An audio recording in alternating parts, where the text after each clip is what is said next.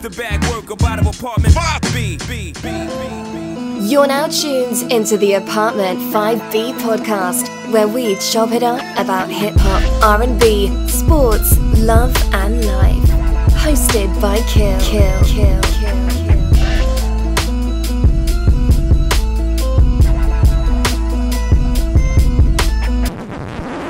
Turbulence is the price you pay for flying high.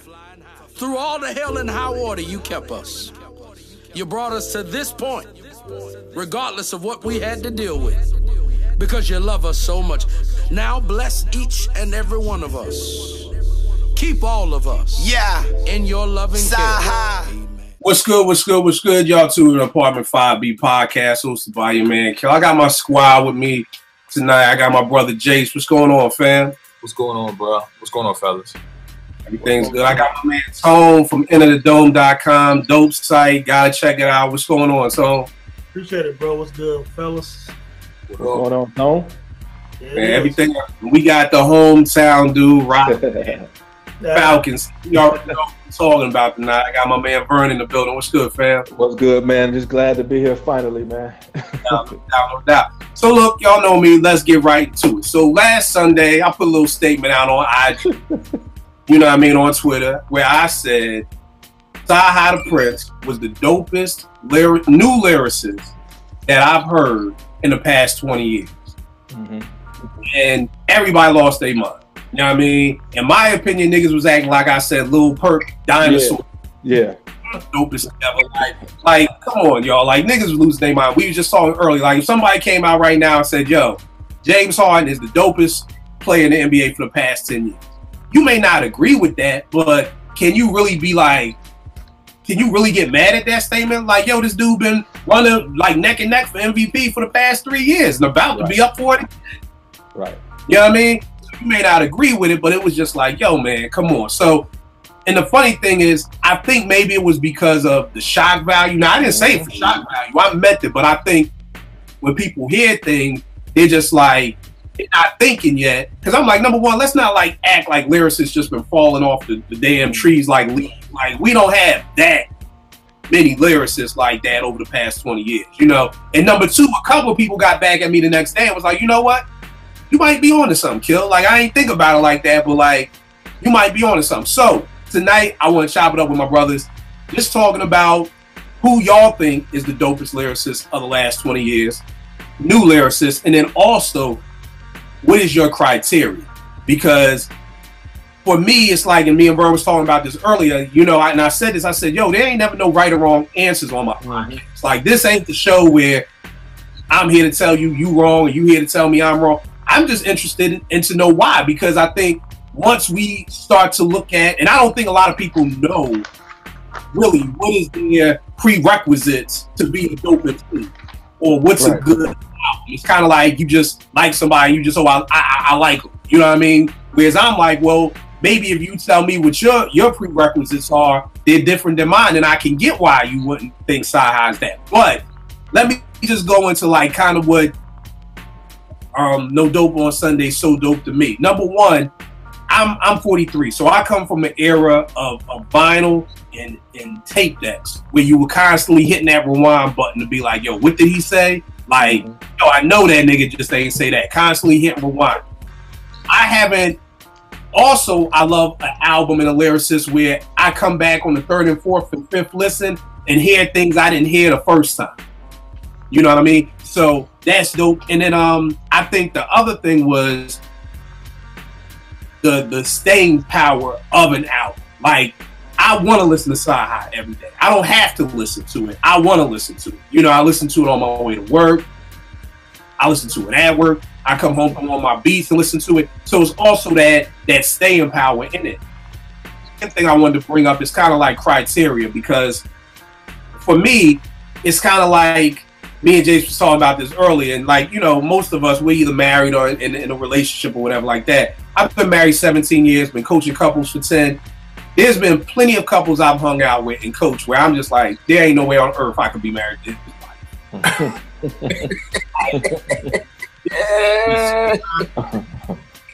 You know, and if you hung out with enough couples, y'all know what I'm talking about. Man, it make you come home and kiss your wife like, thank you, baby. Thank you.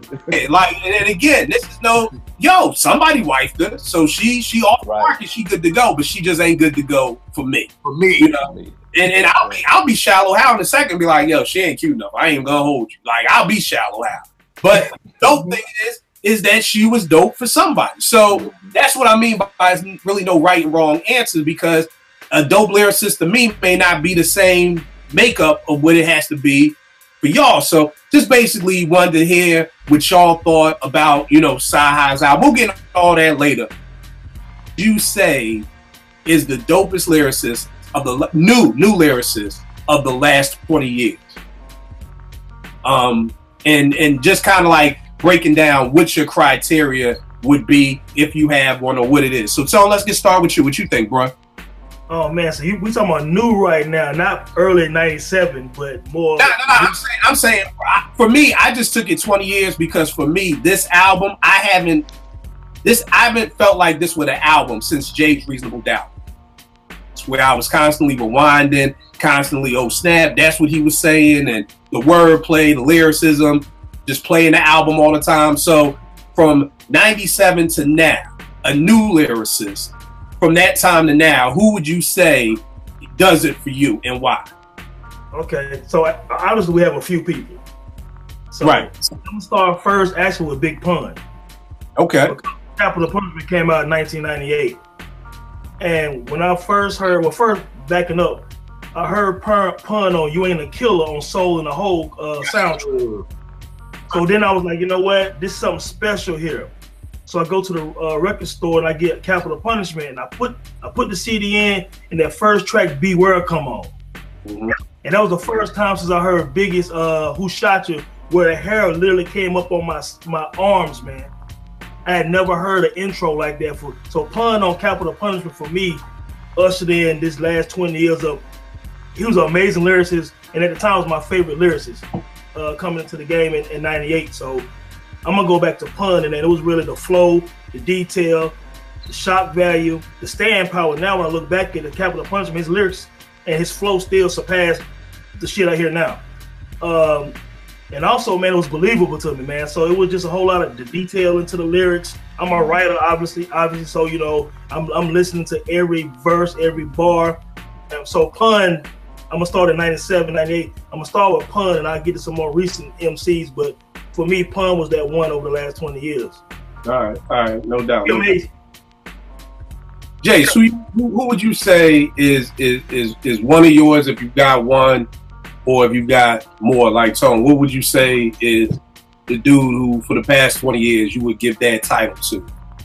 Honestly, Tone, I skipped over Pun, and the reason being is because he's no longer with us. God bless him. No doubt. I can't say that I have one in the last 20 years, yo. Reasonable Doubt was the last time I really sat with an album like that and was rewinding, like you said, over and over. I can go back to that album right now and pick up something that I probably didn't pick up over the last 20 plus years. Right. And there aren't that many MCs that can do that. Yeah. And the funny thing is I think that's why I was so like, why is cats acting like I'm bugging? Like, it's not like it ain't like I'm saying this in like '89 when Rakim is out and Chris is out and Kane is out. Like, you know what I mean? Like, it's not that many. And I almost look at it like, back in the '80s, it was always, well, who's the dopest? Kane, Rakim, or Chris? Maybe even throw in G-Rap. Right. In the mid-90s, what was it? Who's the best MC? Biggie, Jay-Z, and Nas. Mm-hmm.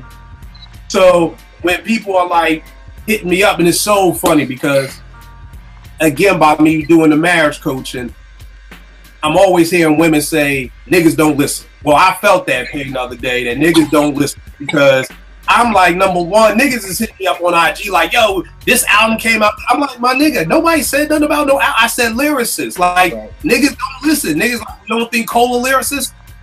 I didn't say that. I said Cyhi. So of these goddamn niggas don't listen. Yep. And they don't read because I wrote this shit. So it's not like putting one ear out the other. It is written. Just my little Vic session, because I'm like, Ain't nobody say nothing about Cole ain't no lyricist or Kendrick ain't nice. I just said for me. DJ, what's going on, fam? You already know the topic is, Rex. So you tell me, who is the last lyricist, 20 years, who does it for you, and what is your criteria? All right, so my criteria for a lyricist, man, they gotta have presence on the mic, man. I gotta know that you on the mic. I can't stand the soft spoken cats. Like, I never was a fan of Mace. It just sounded like he just wasn't trying. You know, I come from the era, you know, where like cats was giving you passion on the mic, like you felt what they were saying. You know, just not what they were saying, but how they were saying it. You heard every piece of that lyric. Somebody 20 years, man, that's a long time span. Still going?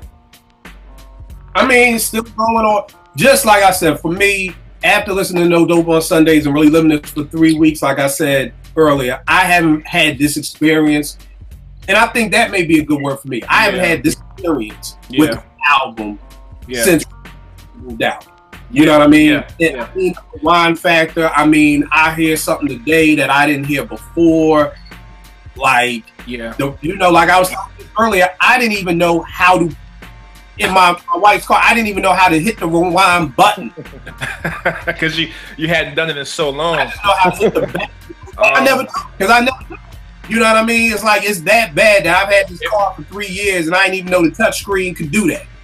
You know, so that's how. If we talking as far as like that, then it's unfortunate. I gotta go back. I'm gonna say Life After Death, man. Well, here's the thing. We're talking new MCs. Yeah. Oh, new MCs. Okay. And I don't think it has to be necessarily an album, because it doesn't necessarily be. Okay. So this is so the last album was the Royce mixtape. Because y'all had kept talking about it and we was doing the pods, and you were telling me, Veg was telling me, like, y'all just kept saying, yo, you gotta go check it. And I popped it in during my drive from Kentucky to Houston here, and I probably played it. You figure that's a 13-hour drive. I probably played it 8 hours. Okay. I rewound it. What was this? Was this Trust the Shooter or Bar Exam 4? This was Trust the Shooter. The Bar Exam I listened to, and I was like, okay, all right. But when I popped in that Trust the Shooter, I was like, oh shit. It is one of those things that were like, and we talked about this, you know, you got the drunk Royce, the alcoholic Royce, and you got your sober Royce, and it's like, damn, nigga, if you just put the bottle down, you know what I mean, we'd have had this 10, 15 years ago. So it's just one of those things. It shows you that, you know, certain things can play a part in how these guys how these people come across in their lyrics, and we don't necessarily know that if we're not in their daily lives. But that Trust the Shooter, man, that has serious rewindability, if that's a word. I'm making up a word tonight. That has serious rewind factor for me, because this cat, you knew he had the talent, but it was like, was he ever gonna, you know, hit past just you talking about potential where you're gonna see it? And Prime gave you the little tidbits, but when he dropped that shit, it was like, okay, I'm back on the bandwagon. I'm gonna make sure when he drops something, I'm checking for it. So for me, Royce, man, Royce was the last cat within the last 20 years besides this Cyhi, because this Cyhi is fucking ridiculous. I'm sorry. This shit's ridiculous. Ridiculous. But that Royce album for me has the same effect as the Cyhi. Now the Cyhi to me is 10 times better, but if we talking effect and the fact that you be like, hold up, what did he just say? Like, yeah, I'm going with that Royce. And keep in mind that for you, like you know, the rewind factor may not, that's just my shit. That may not be yours. You know what I mean? Yeah.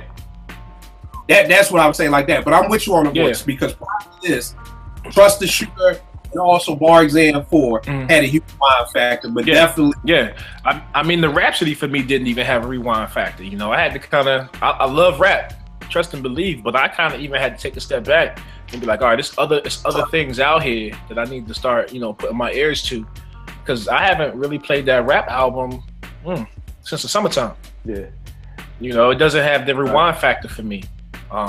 But it's just one of those albums that just don't have it. I mean, I'm waiting for Christmas. I know that Christmas joint that we ain't gonna talk about gonna have some rewind factor, but Christmas gonna be a good time this year, I tell you.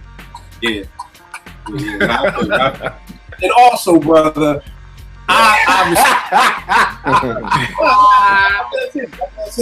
respect your honesty, bro, because a lot of cats, because I know you love Rhapsody. Yeah, so I know that. A lot of cats will take whoever their favorite rapper is and then try to fit them in. So I appreciate you being that for it. It doesn't. It's still a 3.5, maybe 3.8 album for me, but it would be 4 if it had the rewindability. That's my word. If it had that rewindability factor for me, it just don't, man. And I don't know if it's maybe I'm expecting more because I know again the potential that she has. But it's like I didn't even know Cyhi was dropping the album, first of all. And then I happened to see him on an interview with, I think it was Rosenberg. And I was like, oh shit, this dude got an album out? So I went, hit my people. Next thing I know, I got the album. And I've been listening to it for the last 3 weeks. Straight. Same here. Vern, what you got, good I brother? got one, because I totally prepared differently for this, because I thought we talked about something else, but I'm ready for this. For me, and it's not necessarily an album, it's just over time, and he has never disappointed me anytime I've heard him anywhere. Fonte Coleman. Okay. Mad at that at all. Yeah, so I came into him late. Minstrel Show is when I came on to who Fonte was about, and then went back to the listening and chitlin circuit and things of that nature. Kind of slacked off, and I heard the second Foreign Exchange album. I'm watching the video, and I'm like, that's Fonte.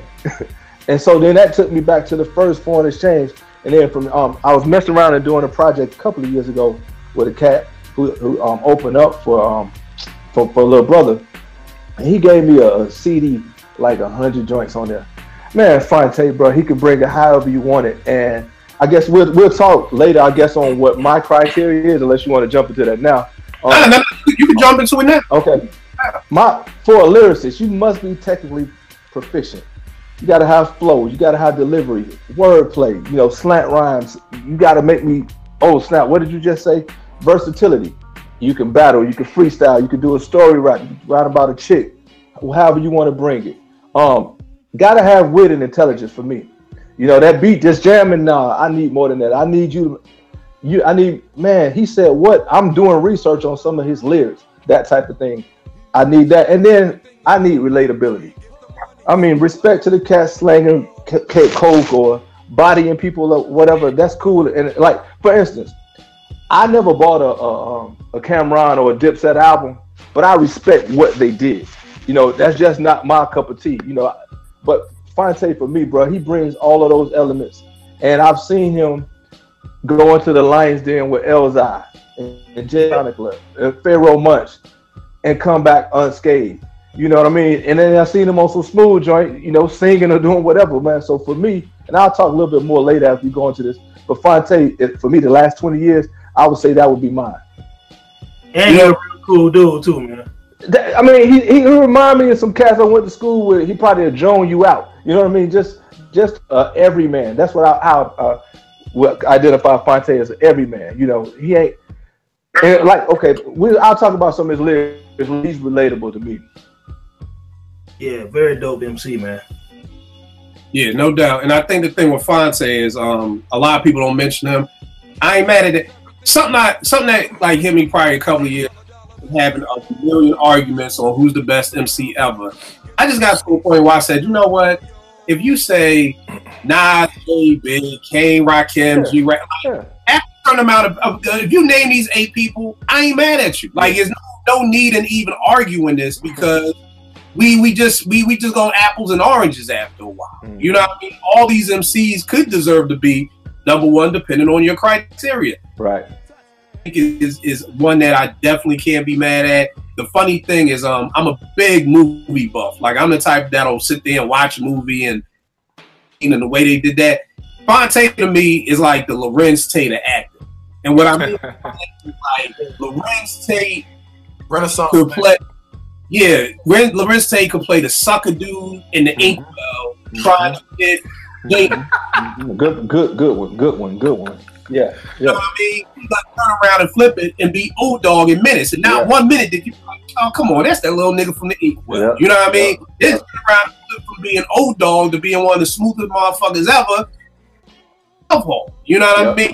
Yep. You never see him in that same role, and I think I feel that way about Fonte. Like you said, he can give you the singing where Robeson, but then like you said, he can also go toe to toe with your favorite MC's favorite MC. That's it. Who's a step at it either. You know what I mean? And I don't think he gets enough respect, or his name isn't brought up enough. But yeah, in hell, I could be mad. Yeah, I mean, and I've got, like, if we got time tonight, I like 4 of his songs that I want to say the lyrics on, and what I mean, it hit my heart. You know what I mean? And that's what I need somebody. You remember on that Tribe documentary when Busta said, man, he was listening to lyrics to go and he started crying. Yeah. I need lyrics that do that type of thing to me, man. I'm 45 years old. I don't care about popping bottles in the club and stuff like that. I mean, okay, I'm gonna just do one right now. On that Tigolero album, it's called Through the Night, and basically it's the tale of cats. You know, they on the road or whatever, and they trying to stay faithful to their wife. Number one, that's great. Sometimes I gotta go here or there. I need to hear somebody trying to stay married, bro. You know. So I mean, he was talking about everybody out here trying to be Mr. Man, but when the ish hits the fans, you really telling your kids you risked it all for a chick off of Instagram, bruh. So I mean that touches my heart. I think they should play that lyric at every marriage counseling session. But yeah, I'm rambling. But go ahead, y'all. No, you not. That's real. You ain't rambling at all, because like I told Jace, I'm going to some of the lyrics. I literally, these 2 pages right here. Jesus. Are literally Cyhi lyrics from every song. I can't tell you the last time that I can sit here and tell you that I could pick a section of every single song off of MC's album. Wow. That either made me go, oh shit, or I'm still coming back on things later on in life. Like Jay said, like with Reasonable Doubt, Jay is and again, me and Jay was talking about this earlier, how what I hate about hip hop nowadays is that I feel like if you don't bow down to somebody, then people think you don't like them. Yep. You know, because there's this crazy stigma like on Twitter and the Twitter streets. Like I posted something in one of my Best of Jay mixes, and my man was like, "Oh shit, yo, I didn't think you like Jay-Z," and I'm like, this Jay is my second favorite MC of all time. Like, yeah, I call him on his shit when 444 is what I thought it was, but you know what I mean? Or like, yo, like just if you don't praise something, then it's like you just don't like it. You know what I mean? Yeah. I'm like, yo, I'm not that dude. I'm not. I love Primo to death, and Primo been throwing up some bricks like John Starks in the 4th quarter league. You know what I mean? I don't like him. I'm just gonna call you on your shit. You know what I mean? Like, I'm not that fan who's just gonna be like, oh yeah, everything that person does is great. No doubt. There's a lot of dudes out here who do that. But Tone, back to you, man. What's another one for you, man? I'm gonna tell you, Kendrick Lamar is one. And you know, with his success right now, people actually forget this kid started out in the streets of Compton freestyling on YouTube, mixtapes, etc., etc. So then when I heard Section 80 and this track called Cushion Corinthians, that track, man, but if you listen to that track, the wordplay, the focus in the lyrics, the flow, it's an absolutely amazing song with an absolutely amazing concept. And I was like, yo, this kid right here, if we can keep this up, he got something special with him. Then I heard High Power that J. Cole produced, and then the rest of the tracks on the album, I said, this kid got it. And leading up through his first few albums, I said, the kid is dope. And in this damn album, he has a song in there called Feel. And the way he break down that song, Feel, I mean, he's so much more creative than most of the other popular MCs that's out in this generation. So he does it for me, man. Don't let his popularity fuck you up. This kid is amazing. She's an amazing lyricist. And so, yeah, this is my second one, man. I'm going to rock with K-Dot, man. Yeah. He's dope. I ain't mad at K-Dot at all, man. Again, you know, I told people, if Cyhi ain't number one, then he got to be top 3, 4. Yeah. You know what I mean? Like, anything other than that, in my opinion, you're not really listening. Right. It's like somebody had tweeted, was like, well, Kill, you always late on shit. And I'm like, yeah, the reason I'm late on shit is because I'm actually listening to shit. Yeah. You know, I'm not pressed to be that dude who's like, go listen. That was me back when I was a young man. I'm not pressed on, you know, like Nas gave an interview once and they was like, yo, with so much music out. And he was like, yo, if it's dope enough, it'll find its way to me. Yeah, I saw that interview. And I read that interview probably about 10 years ago and I was like, that's it right there. That's how I'm listening right now. Because so much music comes out at the same time now. And like I said, yo, maybe I don't know the numbers, I'm just throwing numbers out. Maybe in 94, maybe 50, 60 hip-hop albums came out. You can have 60 hip-hop albums / mixtapes dropping a month. Yep. Shit, a week. Yeah. A year, we're now getting every month. That's why I really stopped writing record reviews, because I found myself in this hamster wheel. Like, okay, I gotta hurry up and listen to this to live, because if I listen to this to live, like, I'm not even gonna do a review on the Cyhi, because by the time I post it now, ain't nobody gonna care about it. Shout like, out you to got Law. Yeah. It's like you gotta get your reviews out. I used to write for this website, Couch Sessions. They used to be like, all right, where's that week turnaround, Kill? We need it. And if you're in that mindset, you're gonna miss out on so much music. You know what I mean? So I just want to digest this music. Like I'm like you was talking about Christmas Day. This Cyhi is lasting up for Christmas. People hit me up on Twitter like, yo, you gotta listen to this. Okay, sometime in January, February. Living with this Cyhi, and then when Conway comes out on Christmas, I know I'm living with that all day for a good month. I don't mind being late, you know, and that's how I am. If it's dope enough, that's how I got put on the Drake. Again, no disrespect. I'm like, light skinned ass nigga, he can't rhyme. You know, pretty boy nigga, come on, man. You know, and then different people started telling me about him. And it got bad when people in the church was telling me about him. Street 9 to 5s was telling me about him. I was like, all right, cool. Now let me hear some Drake. Same thing with Kendrick. Same thing with Cyhi. People were telling me about Cyhi for years, but for me, I've never been that mixtape dude. You know what I mean? Me neither.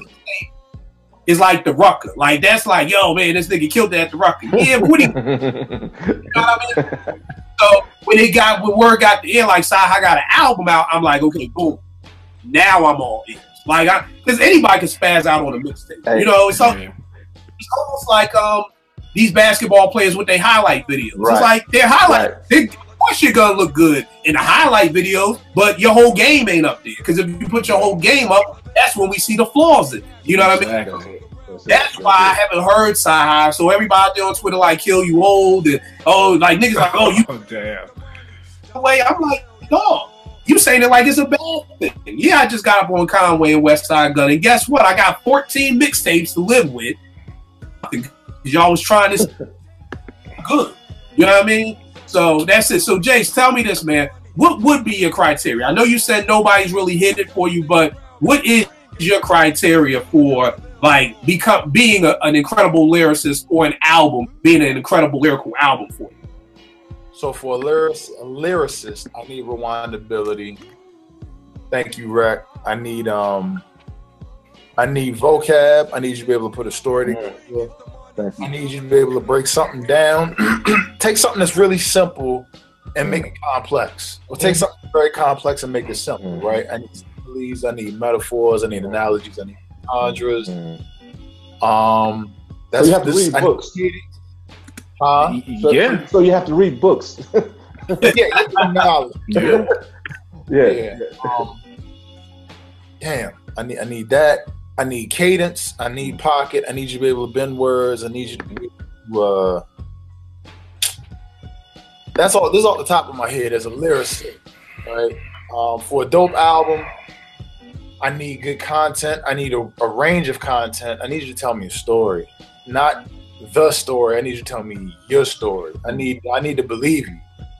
You know how you can meet somebody right away, and we all guilty of it. We sizing people up because it's the nature of life, right? You size somebody up first 5-10 minutes, see if they're full of shit or not.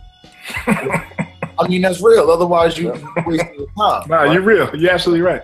If you're not doing that, if you're not telling me your story, it's gonna stand out, man. If I can tell if you are one of the people in the crowd, or if you are comfortable being by yourself.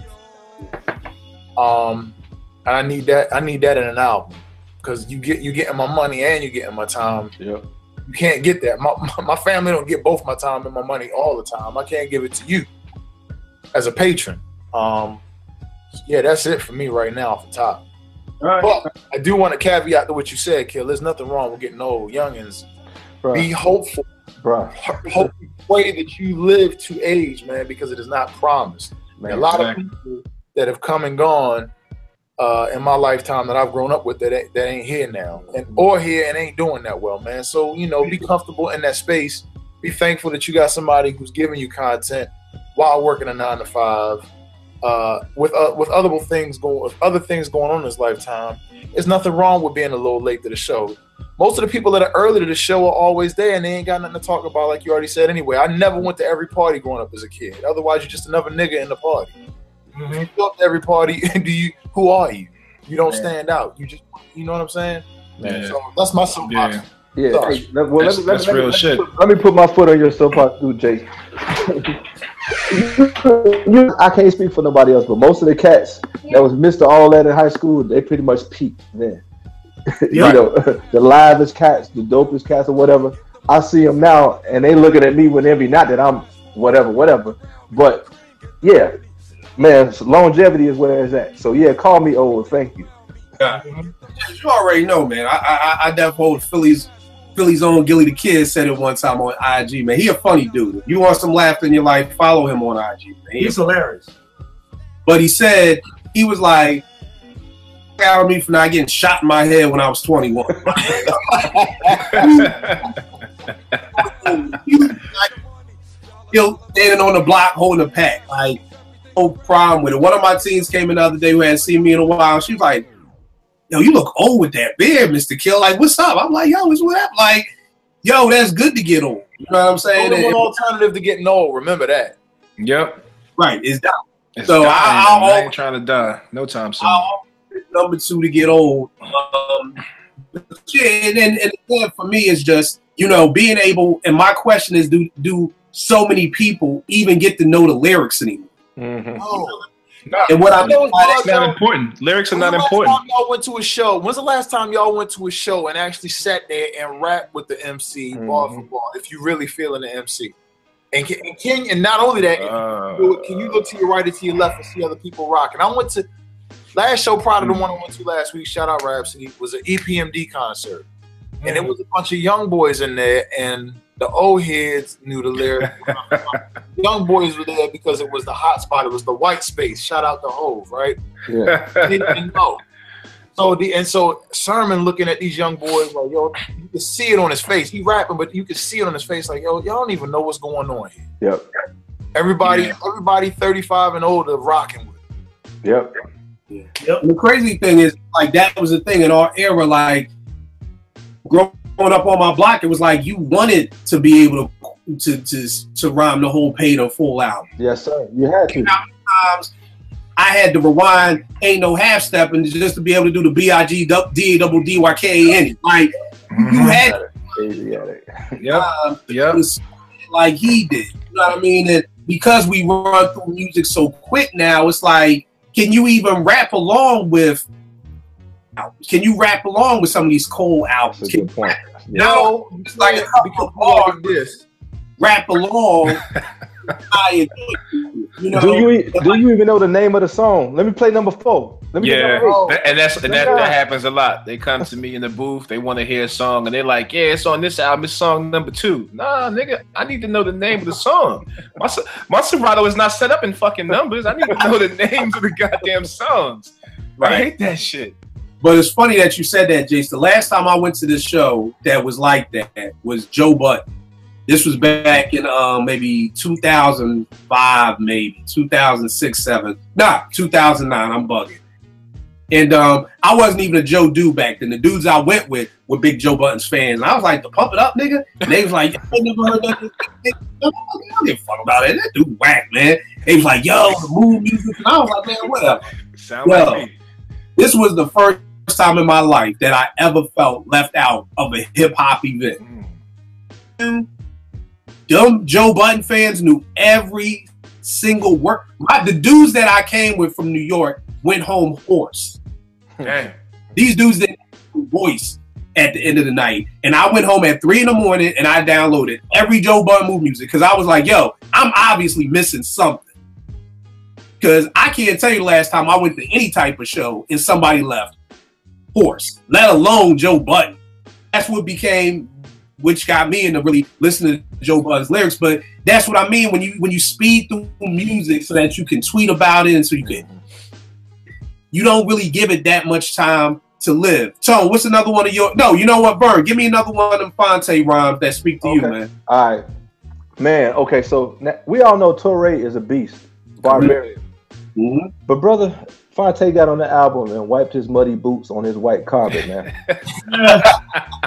On clap ish up. He said, "I'm raised in the Marley Marl era, so you better call Saul and tell Saul to call Paul Bearers. My rhyme commodities go over like IEDs. Lines go over your head and stay there like the sword of Damocles." and I bet you half these cats don't even know who Damocles is. That's what I'm saying. I mean, they're just like, who? What? Did he pronounce that right? Right. I mean, Fonte I need lyricists that make me go on Google and figure out what they talk about, because I ain't gonna front like I know everything about everything. One of the slickest things that he ever said, he was like, basically he was talking about how God called him to pray. He said the captain is the one who taught me to kneel. Captain and to kneel. Mm-hmm. I mean, those double entendres, man, those things like that. You got to be smart for me to check with you. I ain't gonna even lie. I mean, you got to say something to me, because as y'all said, my time is vital. My grandson, normally we read before he go to bed tonight, but I had to be on here at 9 o'clock. So if I'm taking the time away from my family or whatever to do something, I ain't got time for the BS, man. So I need somebody that's gonna say something like that. So that's one of the lyrics that I picked. Fonte has a lot of personality on the mic too. You know what I'm saying? Mm-hmm. What's funny was this. I'm from Winston-Salem, so me and Knife grew up together. So when the brother was coming out, I remember when the Minstrel Show was coming out, he had called me. I met him in Raleigh. He played it for me before it came out. He said, "Listen, man, you think I'm being biased, but Fonte is one of the best MCs in the game." I said, "P, now that's your man. I like him. I like to listen. The listen is dope. Like connected. The phone has changed." John said, "He nasty now." He said, "Nah, listen, man. Give him another shot. He can rhyme with anybody in the game, though. He's that good." Mm-hmm. And looking back now, his entire career, man, Fonte can go bar for bar with the best of them, man. And that personality on the mic gives him a nice edge as well, man. So yeah, big up Fonte, man, because he's a good dude, he's a cool dude, and he really can rap, man. Yeah. He take it serious too. Yeah. So hold on for one second before you go to yours. The thing about Fonte that pulled me in, because I was never a big Little Brother fan. Not that I didn't like him, because that's what I was gonna say. I didn't like him. No, I just wasn't. But what pulled me in with Fonte was when Charity Starts at Home. Mm-hmm. I do this all for hip hop. I roll my eyes like, here we go. I do it for pop. He's like, man, I'm like shit. I do this for my business. I was like, I'm here for this album because I was just like, I was rolling my eyes like, here we go. The other niggas on, I just do this for the culture. Nah, man, I'm lying like shit. I do this for my business. I was like, that's my G right there. But back to one of the other people, man. All right, man. I'm gonna pull a dark horse out, man. I'm actually a big Saigon fan, man. And Saigon went through a phase where he was ripping mixtapes up, and then I know that they had shelved that Greatest Story Never Told for years. So unfortunately, by the time it came out, it was somewhat dated. But this cat has songwriting ability. He got a wicked flow. Nice lyrics, man. Dope bars. I really thought that he was going to be one of them next ones, man. But I think he missed the boat, unfortunately, because his music got shelved for so long. I know him and Just Blaze were trying to get his joints released from Atlantic Records. But, you know, I think we really missed out on an incredible MC because he kept on making music, but it just didn't stick the way it could have if it would have been released a few years prior. Yep. But I'm a real big Cyhi fan, man. The dude is very nasty, man, on that mic, man. Very nasty. So that's one for me. I still bang that album, man. Oh, there it is. No question. I still bang that. That album is dope. It's very dope. This album had 17 songs on it. They would have trimmed it down to 12. You're talking about a 5 classic, in my opinion. Easily. You know what I mean? Because there was some bangers on here. I mean, the Invitation with Q-Tip was stupid. Come On Baby with Swiss and Jay-Z was crazy. The joint with Black Thought. Yeah. The joint with Busy Bone, I believe. You know Lazy Bone. The Lazy Bone joint. That's crazy. Yeah. Joint Preacher was dope. So very dope album, like you said. Yeah. Just the time of things getting shelved. Like I said, at this time of hip hop, so much was going on, and then especially when he was on Entourage playing himself too. That would have definitely helped out a lot if he would have dropped it.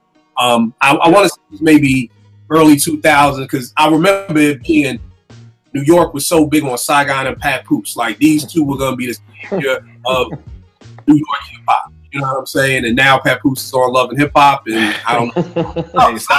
Saigon was on there too. Don't get it twisted. So, him and Shorty was going through it. So there you go. So let me do this. Because I want to go. I'm like Vern. I got some lyrics. Just for Cyhi, for people who may not have been listening.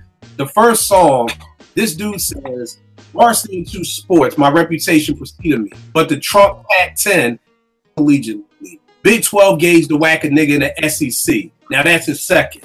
Now the first time I heard that, I'm just listening. I'm like, yo, this dude is spitting. Then maybe the third or fourth time, I'm like, yo, hold tight. The Pac-10, the Big 12, the SEC. Said, man, this dude talking about the college conferences. Now, again, people will sit home at home and act like they knew that from the first time. Call me, I don't care. But so when that nigga said to whack a nigga in the SEC, now that's his second. My mind's a Mac 11. I might not hit nothing, but y'all know that I was present.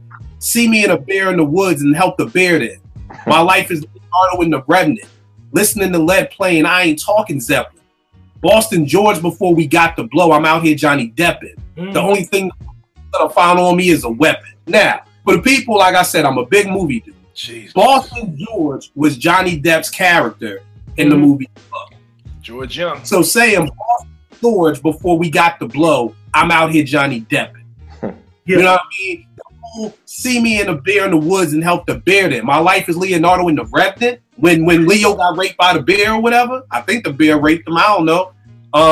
And then listening to lead playing, I ain't talking Zeppelin. Like I'm listening to this lead every night, these guns, but I ain't talking Zeppelin. Like, and this is just what, 8 bars. You know what I mean? Like, so I mean, literally every song on this album, there's something that stood out. No Dope on Sundays. He says, we the type to shoot a nigga dead and pray that y'all live so we could swing by your house, come and spray at your crib. Cleveland ad by the Kmart.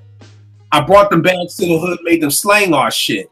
In Atlanta, you don't know how good my face card is. Turn that race crack over on Boulder Crates to a baseball field. Yo, come on. It's safe to say it's all real, but my scars all healed. Because I've been stabbed in the back more times than Paul Pierce. But hold up. Cats don't even catch the baseball joint. Like I'm trying to where I'm pitching, man. Like, come on, man. Cats are never gonna understand that unless you break that whole shit down for them. Like he told niggas straight up, I had this joint like a baseball field. The dumb one's gonna be like, what do you mean?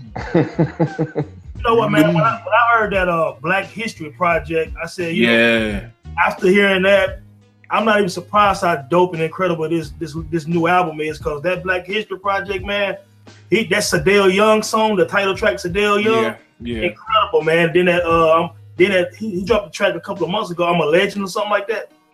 I don't know if you guys heard that track before, but yeah, dude is incredible, man. Probably one of the best MCs of the last 15, 20 years lyrically. man. Yeah. And for me, like I said, I mean, I'll be honest, like dope rap and stuff like that. Like, okay, real talk.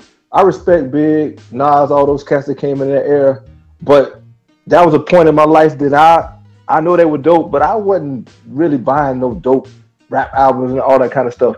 Cyhi talks about it, but he's intelligent. So I see the skill behind it, and then I see that it's not just he's glorifying dope rap or whatever, man. So that's why I mean, again, I've heard that name forever, but when I listen to, I think Kill, you made me listen, give that thing a listen, and bro, he is on fire. And then plus those requests and stuff like that, Cleveland Avenue. I'm in Atlanta, so I know exactly where he's talking about. You know, and official cats say that yeah, he's official. You know what I mean? So yeah, he's the real deal.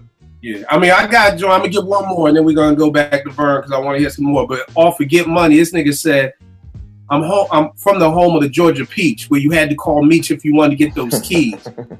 Our blowers from Miami. This nigga, our blowers from Miami, enjoy the Florida Keys. This nigga in the mic.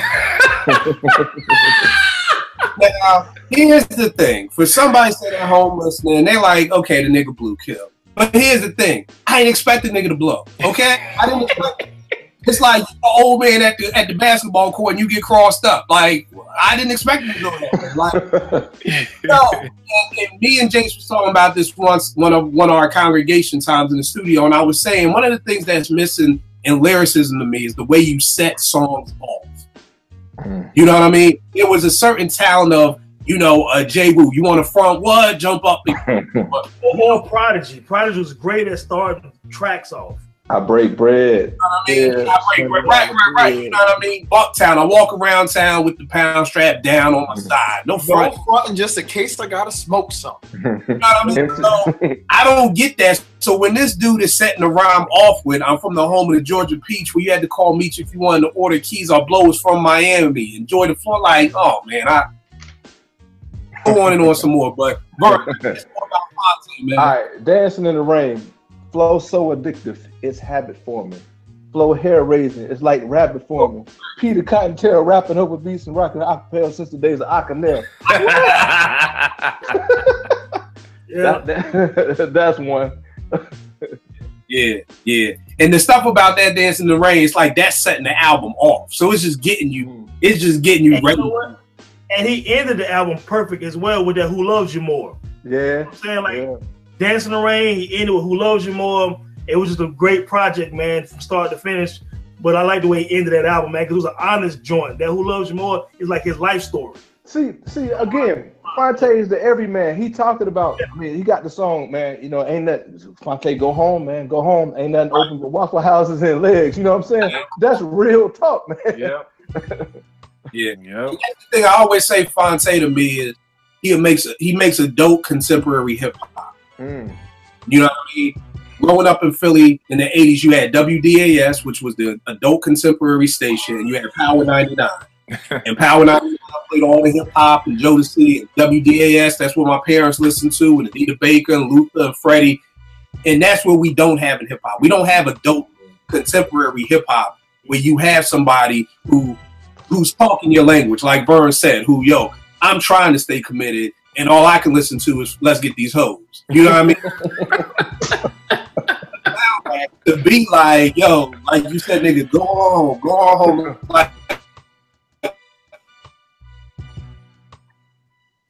they're hard to go get some, and he heard that, it made it turn back around. Keyword is mayhem. I'm thinking, you know, the average dude probably said, I'll do that next time. But maybe there was one who said, you know what?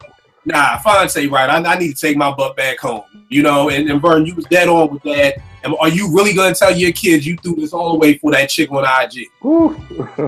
Like, you going to sit down and explain to you why daddy don't live here no more? Because, you know, and people laughing, but trust me, there's some men out there have lost it all. Yeah. Niggas get murdered in these streets every day, B. Yeah. Y'all seen I Think I Love My Wife, right?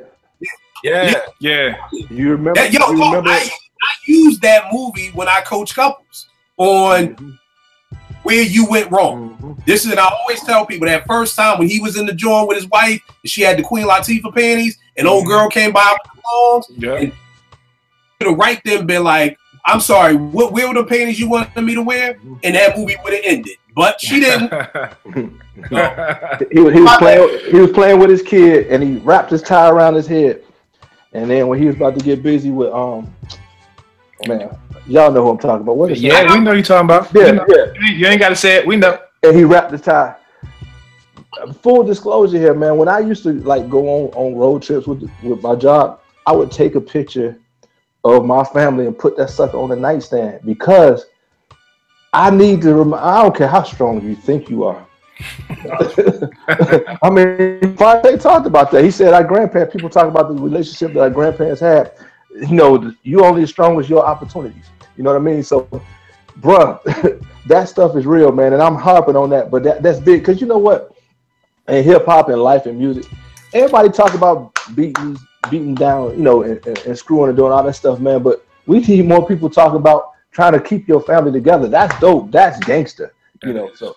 But you know what, Vern? We'll have more people doing it. You know why? Because Jay said so. Jay said. Jay said we have more people trying to be because.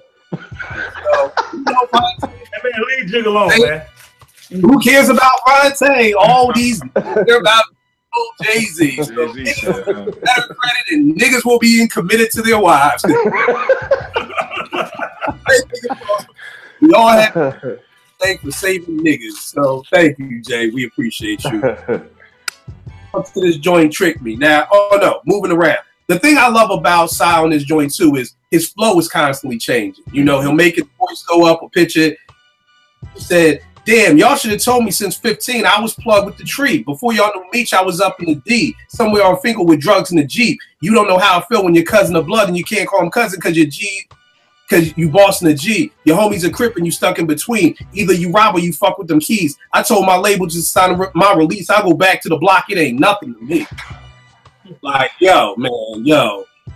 And again, if you haven't heard the album, please don't let my non-flowing rapping it sounds much better with Cyhi saying it. But these joints, this joint tricked me. He said, I'm making $750 off of P.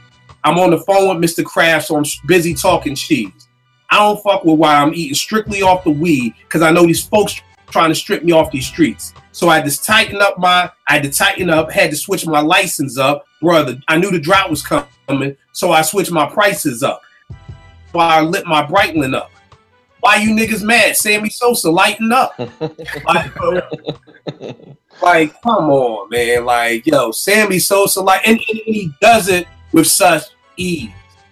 Like, to me, that's another thing about an MC. I don't know, Rack, I know you watch ball and play, and there are times when I can see somebody playing ball, and I'm like, handling the rock don't come naturally, you do. Like, you really thinking about, it got other people with them. It just come natural. Like, you can see Kyrie ain't thinking. Kyrie.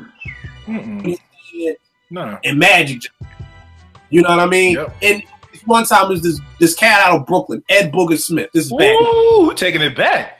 I'm taking it back to Booger. Okay. They did a Sports Illustrated shoot with Booger, and they said, do some moves.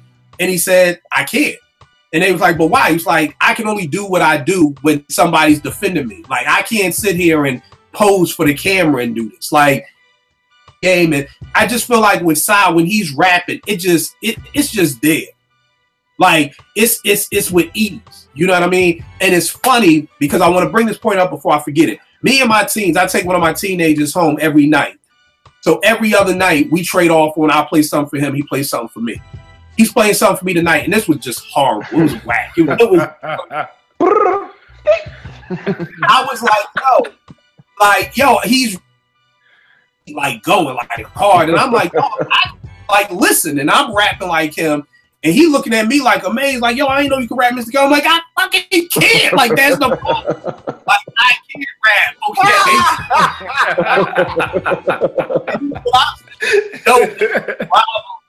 And then it hit me, and I had the epiphany. That's why we have so many rappers. Yes, sir. Yeah. They hear them, they say, I can do that. See, in our days coming up, you can listen to Buckshot and Tech and Still and Rock and Rock and Calm and Black Thought and say, oh, I could do that.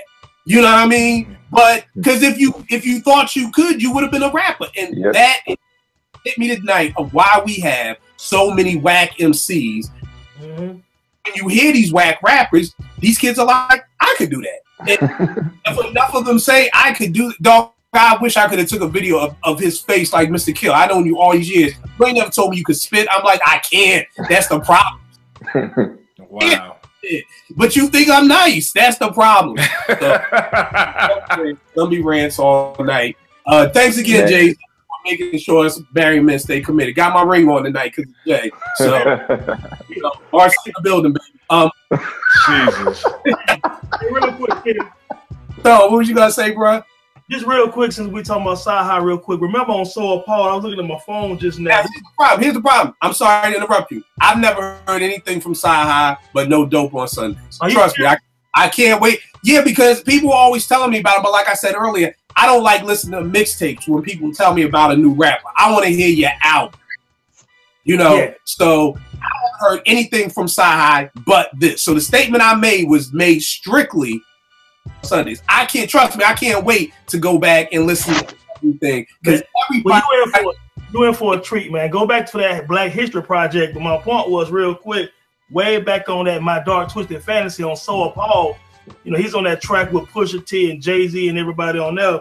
And this this dude said, if God had an iPod, I'd be on his playlist. Yeah, he killed that whole thing. I mean, his whole verse was, he said, I keep bitches by the two, nigga, Noah's Ark. You know what I'm saying?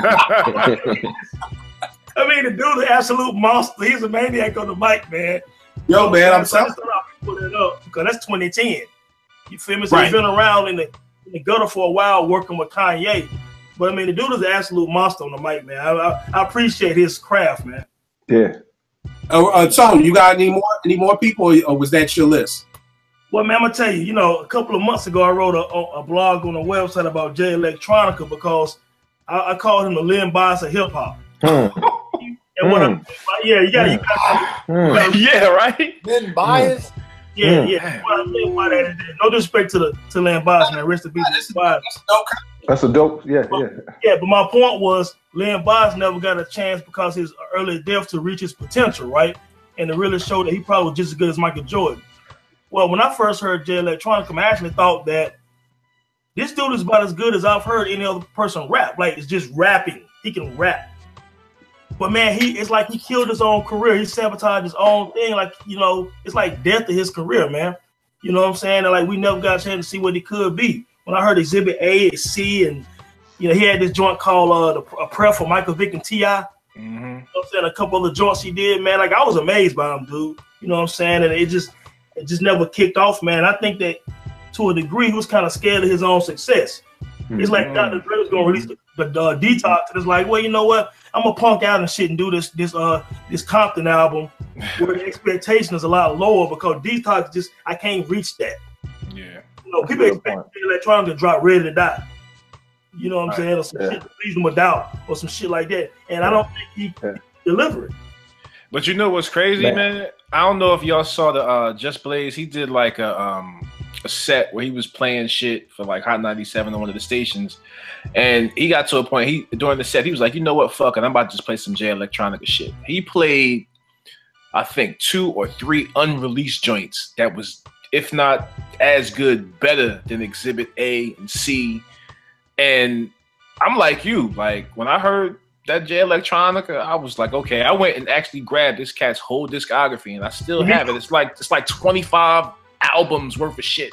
Yeah. And I'm still sitting like you, like, yo, why aren't we getting this music that we supposed to get, you know, as fans? That, you know, if you call yourself a artist, a rapper, or whatever, then that's your duty as a rapper, as an artist, to put that music out so that, you know, you can have a legacy to stand on. Because all we know him now is for them 3 joints and the fact that Erykah Badu didn't try to kill him when she wanted to talk to him by driving her car past him. Right. I mean, shit. he got a dope joint. Him, Fonte, and Rhapsody on that She Got Game. Yeah, he does. But I mean, that's the thing. He has dope joints on little tidbits here and there when he could have albums worth of material just by releasing the material.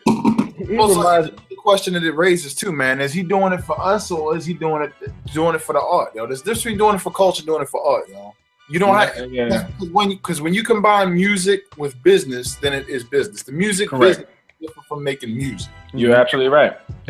You're in the business of making music, and that shit takes precedence over the art. Yeah, unfortunately, you know, I know it was a hoopla about him signing with Rock Nation. Yeah, it was. And again, this is just me putting things together. Nobody said anything. Rocking with Just Blaze, real tough. Like, they was locked in the studio. And if you remember on the end of Exhibit C, Justice saying, yo, get Puff to do this, because Puff was supposed to be signing him. Yeah. Then he signed with Rock Nation. And I think Justin J have a little something going on, because I remember seeing an interview with Justin. He was saying, well, he signed with Rock Nation. We got to see how that works out. Because the question was, are you and Jay still making music? And he's like, well, now that he's with Rock Nation, we got to see how that works out. So I don't know what that meant, but obviously it hasn't worked itself out in all these years. And in my opinion, not saying Jay Electronica isn't dope, but I just felt like him and him and Just had a great chemistry together. The Exhibit C, the Exhibit A, all the stuff that I've heard, because people act like Jay hasn't released stuff. Keep in mind, Exhibit C was 2009. Yep. Like, people think that shit was 8 years old. You know what I mean? He released other songs since then that have just not been good. Just like to put it out there, he had a joint with Jay that was subpar at best. Mm-hmm. You know, We Made It. What happened? Is that We Made It track? I don't remember what it was. I just know he had a joint with Jay, and it was just subpar at best. To hear like Jay Electronica and Jay-Z on a song together, he had that joint on the Shiny Suit Theory over the old joint. Yeah. You know what I mean? But for the most part, since then, all we've heard is verses. He had an ill verse on the Reflection Eternal album. He had an ill verse on his new To Live album, ill verse on Ski Beats 24 Hour Karate School album. He's always had an ill verse, you know, and with those quotables. But I don't know why we don't get the music, which is one of the criteria for me and being a lyricist, is that you got to have an album out. And that's the crazy thing. He has like all these mixtapes worth of songs, like my man said. And then, you know, Guru works with Knife a lot. Guru said that that the album been done for years. So it's a completed album supposedly out there that they're just sitting on. Mm-hmm. So see, the problem is we the type of dudes who probably want that album. You see what I'm saying? But if you're trying to move units, then that album is dated. It's the same thing that happened with the Saigon. It's the same thing that happened with the Large Professor joint. One of my peoples on Twitter got at me today like, yo, old head, what you think? This is a 5 mic album to me if it would have came out when it was supposed to. The LP. I'm like, I agree with you 100%. If Large Professor's album would have came out in 1996 like it was supposed to, it would have been heralded as a classic. But by the time it came out, that SP12, dirty, grimy New York sound was played out. You know what I mean? So I want the Jay Electronica album from 10 years ago. I don't know if the people who gonna be out here streaming music want that out. You know? So trust me, we will never know how many shelved albums that we missed out on. You know what I mean? That people just said, hey, we don't know what to do with this no more. So we'll take the laws, get it back on our tax write-off, just throw that thing up on the shelf. Yep. You know. So, but that's my thing. Some people were saying Jay Elect, but for me, you got to have an album out. For me to consider you one of the dopest lyricists the last 20 years, you got to have an album out. I had people getting at me talking about the boy My Sign. I'm like, yo, dude is nasty. He killed me. Yeah, ain't got no album. Like, you know. So again, this is what I mean about your criteria. This is why me and you not agreeing. You know, because you saying My Sign and this dude don't even got an album out. So obviously, right. An album, having an album is not part of your criteria. You know what I mean? I can't say you one of the best basketball players in the world and you ain't never played in the NBA. Like, I can't give you that playground rep, make it, you know, go all the way to you one of the best basketball players I've seen in 20 years. Man, Kill got it. We all got somebody we saw, okay, who was the dopest basketball player ever. We all got them, whether it's in Philly, in Baltimore, you in Queens, North Carolina, Atlanta. There was some nigga who was killing run and shoot every night. I heard him, the legend. He's down there. He killing everybody. Moochie Norris down here. Steve Francis kill them all, and and then you never hear from him. So I can't give you that title, and you ain't never even played a day in the league. At least God shake, I can give him the best handle ever. At least he played a little bit, but like if you ain't even played in the league, I can't say nothing to you. So if you ain't dropped the album, Jay Electronica, he could be, but it's like that wasted talent. That person, God bless the dead, Alamo from N1. I really thought he would have been nice to the league, but we'll never know. We'll never know. Man, Jay gonna mess around, and pretty much he's there with me. Man, I don't care if he ever come out. Now I'm tired of you. I'm tired of Frank Ocean. I'll put that energy on somebody else to kill. Fact, you made me think about this. I guess it was about a week ago when Kat was trying to tell us the Locks and Tribe.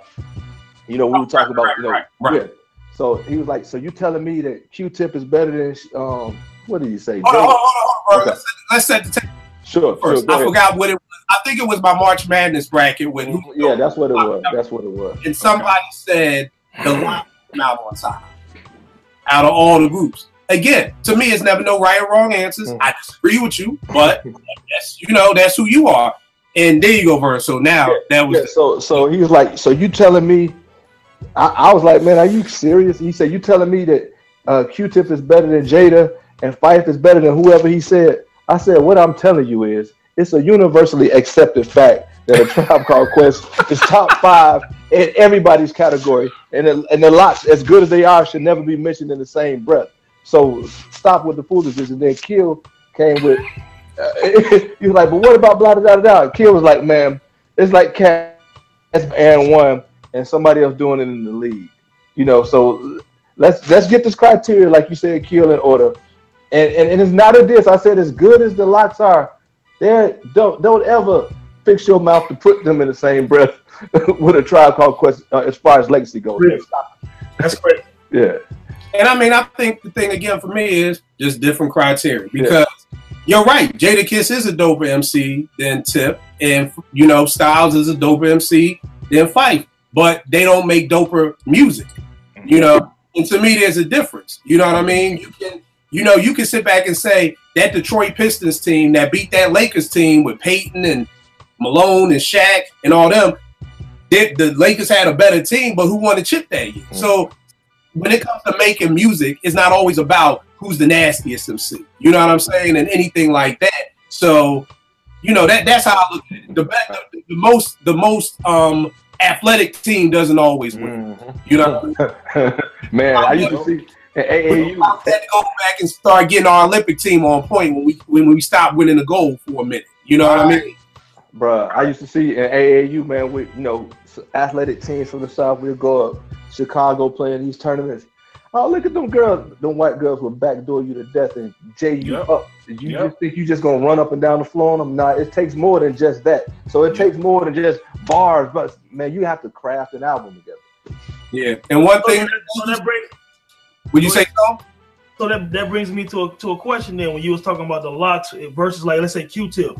Well, yeah, Jadakiss and Styles, they might have more bars per se, but are they really better MCs than Q-Tip? Can they really craft songs like Q-Tip? So, I mean, MCing is more than just, I spit a nasty verse to make my face ugly. You know what I'm saying? Like, Q-Tip is a dope MC in his own right because it crafts songs. Right. To me, MCs can craft a damn song that lasts forever. I can hear the Locks rap on any kind of little mixtape beat, but they can't put shit like Q-Tip.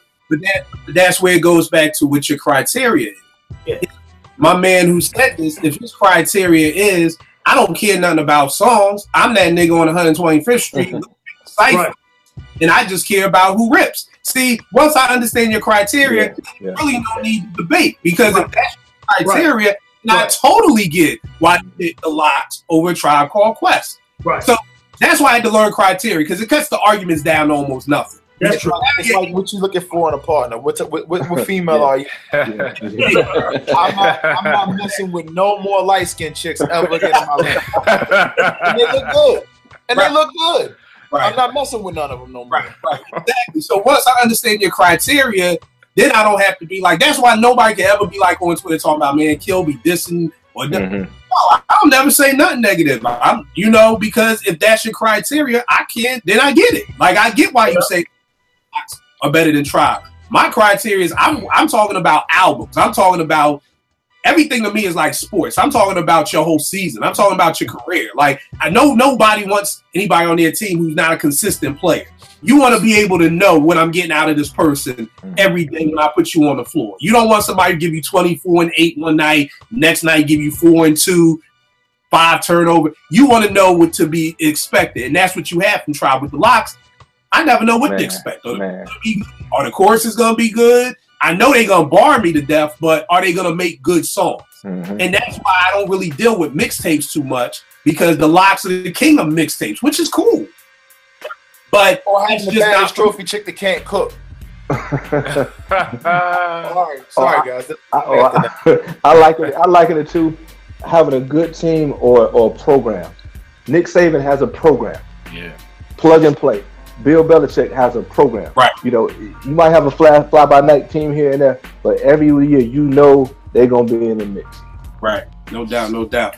Yo, some quick side lines. This is the one that got me on God Bless Your Heart. I'm on the come up, jump up, I pick my gun up. The Joe Jackson with trapping, I beat the sun up. I'm done. Shit like this for now. And that's the way you set the rhyme off. Like, that's you the Joe Jackson with trapping. You beat the sun up. Boy, I'm telling y'all, but this is what I'm talking about. I haven't had these moments, and let me say this: because I don't think somebody is number one and number two doesn't mean I don't like him. Because Cash was like, "So you don't like Kendrick?" I love Kendrick, love him to death. I'm just telling you, for me, Kendrick hasn't given me these rewind moments. I'll give you a great example. Like I said about acting, I was watching Training Day the other day, and I'm the one who will stop it and be like, "Look at how Denzel's in this scene and in his acting." Then there's a movie on it's a series on Netflix called Dark. If y'all in this time traveling, I watch it. Now, I had to watch Dark over and over again. Not because the acting was good, but because the story was so deep. I had to try to keep up with it. Kendrick. I rewind Kendrick because, like, on The Pimp a Butterfly, I didn't know who the fuck he was talking about. I didn't know who was Satan. Who was he calling her? Lucy. I'm like, me and Ev on the phone, like, yo, who is Lucy? Is it the white man? I'm rewinding Kendrick, but it's not for the lyricism. It's to understand which story he is telling. You know what I mean? There's a difference. So I love Kendrick. I'm not a big Cole dude. I think Cole is dope, but as far as lyrics, I've never had a rewind moment. There are songs, and me and Jace was talking about this. There are times that MCs have moments. If we were talking about the clips when Pusha says niggas running a race just to settle for Solange, saying basically you to come in second because Beyonce's number one. That's an ill moment. I can't say I sat there and rewound that 10 times. You know what I mean? So a lot of MCs that have great moments, but Cyhi, this dude on that side, I'm gonna just go to this one part. He said, "But we keep that on the D-low. Assault rifle with the peephole. It go ABBB Mortal Kombat cheat code." Yeah, when he said that, I was like, wow. This nigga just said ABBB Mortal Kombat cheat code. Yep. But now, keep it out there. Mortal Kombat was a game. You need the cheat code. I get it. Y'all don't get it, but come on. I mean, this dude said on Looking for Love, someone that's yours, open up doors, help with the chores. Money galore, entrepreneur, pull up in a Porsche. Spend guap at the store, bring you flowers and more. Girl, you know I'm what you looking for. You want a man who can provide, look in your eyes, tell you no lies. Cook on the side with his guys, then go to church, pays offering and tithes. Still hit the club, throw some ones in the skies. If that's what you want, come and jump in the ride. He gonna make sure you got somewhere to live. He gonna make sure you got somewhere to drive. Like, yo, this dude said, go to the... Okay. Then New Africa. Yeah, New Africa is dope. Because I'm like, this dude has basically said, let's take all this money, stop going to Dubai, stop going to all these other countries and make it rich. Let's go to Africa and make it rich. Imagine if all the rappers were to get with all the athletes and activists and active folk for a conference in Zaire to meet with the ambassadors in the motherland. Tell her we coming back for her. America know if we leave it be a massacre. Zimbabwe would be full of drug dealers and traffickers. Pick up all the hoes of magic. Tell Tabitha, let a nigga Cleopatra her. We could build a neighborhood in Zambia. Tell Khalid to build another one in Tanzania. What if Jay went out and brought some land in Egypt and Puffy put a strip club in the land of Kenya? Like, yo, man. And then in the 80s, baby, he's talking about a kid in the mother's womb, you know, dealing with everything with that, saying, hey, mom, this is your son buried off in your stomach. I feel the effects of your drinks every time you vomit. Smoking cigarettes. You told me you promised. I heard you arguing with a man. I could tell he didn't want it. You didn't know it kills me, but you taking them pills. But see, it scars me, all the pain that I'm feeling. I'm just sitting here starving. You haven't given me a meal. Ma, you sure you ready to have a baby for real? Yeah, that's like that Nas song, Fetus. Mm-hmm. You know what I'm saying? It's like Fetus, man. That's very dope. Yeah, and I mean, I think that's the thing. Like, I'm with Vern. It's a lot of trapping. But then when you give me Looking for Love, you give me the rap. That's what I'm saying. Yeah. Give me Baby on there. I forgot the name of it because I was running out of time with my kids. But he's just talking about changing and getting his life right with God. Like, it's one of those albums that, to me, it's 5 mics, personally. You know, anybody who doesn't agree, I got it. But for me, I haven't, like I said, I haven't had an album that I've had, what was the word I used? The experience. The experience. I haven't had an album like this that I've had an experience with where I want to listen to. Like, I want to. It's not like, oh, I got to listen to this again, or James told me to listen. No, I want to listen to this album. I want to be able to rap along with this album. Like, seriously. So that's it for me. Tony, do you have any more people left, or were you done? Oh, man. I think, man, as far as like the new age, that's pretty much it, man. If we're going back to 97, I know you said the last 20 years. So, again, you know, one of my favorite MCs in the last 20 years is Mos Def. You know what I'm saying? I know he's an old school cat essentially now, but, you know, he did drop that, Black on Both Sides, like 98, 99 or some shit like that. Yes, sir. 90. I have it in the car right now. 99, 2000. Yeah. Yeah, so I actually been riding to it for like the last week, man, and I've been playing Mr. Nigga a whole lot. Like stuck in my consciousness right now, man. Like I just love what he did on that. You know, did on that song Hip Hop. It's funny because when he was in line, hip hop went from selling crack to smoking it. That was 20 years ago. So, Yep. That's 20 years ago. And now look at MCs now. It's like Rakim and Kane them look like drug dealers. Right. And now these young now look like they addicts. Yeah. You know what I'm saying? Yeah. So most of us talked about this 17, 18 years ago, man. It's so prevalent to what's going on in hip hop today, but with these kids popping pills and looking unhealthy. You know, the 90s looked healthy. Nas looked healthy. Q-Tip looked healthy. You know, Rakim, they look, you know, whatever. These kids look like they need to be in the hospital, man. Another thing too, yo, that a lot of people don't remember, yo, is when these dudes were dropping these classics in the 90s, yo, they were teenagers. Yeah. They wasn't 20 some odd years old. These was teenagers that had lived a full life.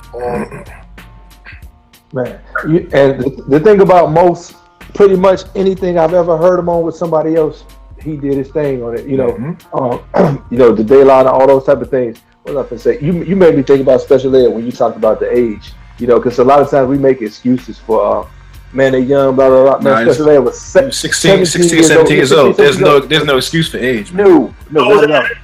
Huh? Those LL Cool J. Yeah, 15 years old. Yeah, Rakim was 19 when Paid in Full came out. Nas was 19 when Illmatic, I believe. Hey, these kids wasn't old. They was young dudes. Kill, I read this book a couple of times. It's called The Book of Rhymes. The Poetics of Hip Hop is by Adam Bradley, and you were talking about Cyhi and how he had a wide range of topics. He said the greatest rap celebrates human frailty more often than it does invincibility. And so that's another thing I was saying. For me, bro, people act like their lives they always winning. But I don't know that is not the case. So when I hear somebody Fonte talk about, man, you know, he got a friend that lives up in New York. She makes 6 figures, but she's sharing an apartment over a bodega with her friend because she can't afford it. And y'all niggas think I'm leaving the South. You know, it's those type of things that make me attach on to somebody. Because I mean, I win, but I got some L's too, man. And so if I can relate to you on that level, you got me. You know what else reminds me of that also, man? Like, I wrote this article about drug dealing and hip hop. And so Ice-T reminds me of Fonte in that regard. Like, Ice-T will tell you real stories. He gonna tell you that song, we ain't winning. He gonna tell you at the end of that story, New Jack Hustler and all this stuff like that. You taking an L for that lifestyle. You know what I'm saying? So Ice-T one of the realest to do it in that regard because he didn't glorify it. He always told you at the end, you gonna take a loss. Yeah. Man, I saw Ice-T was on Twitter a couple of weeks ago, and a cat said something to the extent of, "Man, you making enough money? Why are you worried about spending that?" He's like, "Nigga, you know how hard it is for me to earn this money? I don't care how much money I get. I ain't just gonna throw it away." I mean, Ice-T was one of those cats. I respected him because, like you said, he was real with it or whatever. You know, I wasn't necessarily a fan, but I respected his craft and what he did. Yeah, the funny thing about most songs is that back in '98 when I was still up at Morgan doing the hip hop show, and after Big had died, you know, everybody was like, "Well, who got next?" And everybody was saying Jay. And I was like, I say that nigga Mos Def. You know what I'm saying? Because Mos could do it all. Mos was Drake before Drake. Yep. Mos could sing, do it on the night commercial, spit. One of my favorite Mos rhymes times was on the Chappelle show when he did with To Live, and then it something like beef. It's something. Not beef is a when a yeah. One was him and To Live. Then there was one where he was just sitting in the car with Dave. Right. Yeah, and it was like, don't be because I'm close to the head. Because I'm close. Lifting you up. Mos was such an artist. Like Mos wanted to do rock. He wanted to act. He wanted to act. He was kind of. Rap was easy to him. Yeah, and not in a bad way all over the place. Right, not in a bad way. It was like he's an artistic dude, so he's like he wanted so much. So it's like, well, here's my hip hop album, here's my rock album, here's my I Want to Be Alternative album, and I may ever get back to hip hop. You know, now it's funny because Black Star was supposed to be doing another joint called Aretha, where they were supposed to be rhyming over all beats. That was Aretha Franklin saying. Yeah, I remember that. And I don't know whatever happened with that, but nah, so I'm totally with you on Mos. Because like I said, right after Big died, everybody was like, well, who got next? And I was like, yo, I'm telling y'all, this nigga Mos Def is a monster. Nasty. Black on Both Sides is in my phone. That I've never left that album. Since the day it came out, that album has been, whether it's in my iPod, my phone, my car, Well, whatever. my favorite verse from him, he ain't even rapping on, he's singing the panties. Yeah. On the new Danger, his slow jams is probably my favorite songs on it. It's bangers. You hear that joint with Ski, that Cream of the Planet? Oh, hell yeah. Yeah. You talking about Ski with that joint, you heard Taxi. Yeah, crazy. Taxi is stupid. Taxi, he got another, I don't know what it was off. It was called Life is Good. And anytime I'm having a bad day, just Google Mos Def Life is Good. Anytime I'm having a bad day, I play this song, I guarantee you will smile. It may not change your day, but you will smile because the song is just so happy and energetic, and he's singing "Life is Good," and like it may not change your day, it will make you crack a smile when you don't want to. And that goes back to what Bird is talking about. You want music that can bring you out of something, you know what I mean? And that's a lot of what we don't have from these. True. Albums. You about to say? Yeah, everybody makes mistakes though. Yep. That drunken hot girls.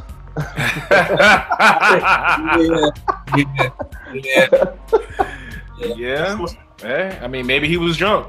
Hey, you hanging around Ye too much. You make man. I can't hold you on that. Yeah, drunken hot girls, I like that. Nah. I mean, you brought Mos on for that. Nah. I bet. But yo, another dope episode, y'all. Tone, give him all the information about your site. It's a very, I can't say it enough. Anytime he tweets it, I retweet it. It's a very dope site. Check out his writing. I'm going in today to look for that Lim Bias joint. Yeah, about check that. Yeah, please do, man. It's enterthedome.com. ENTERDADOME.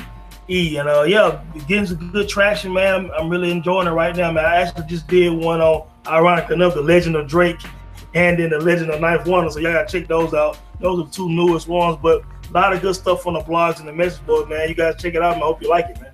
All right, no doubt. Give them all your Twitter, IG, anything that you want. Twitter, just at Into the Dome. Okay. You know, I think I connect with most of you guys already, I believe. Mm-hmm. Check it out. Brad, give them all your stuff, good brother.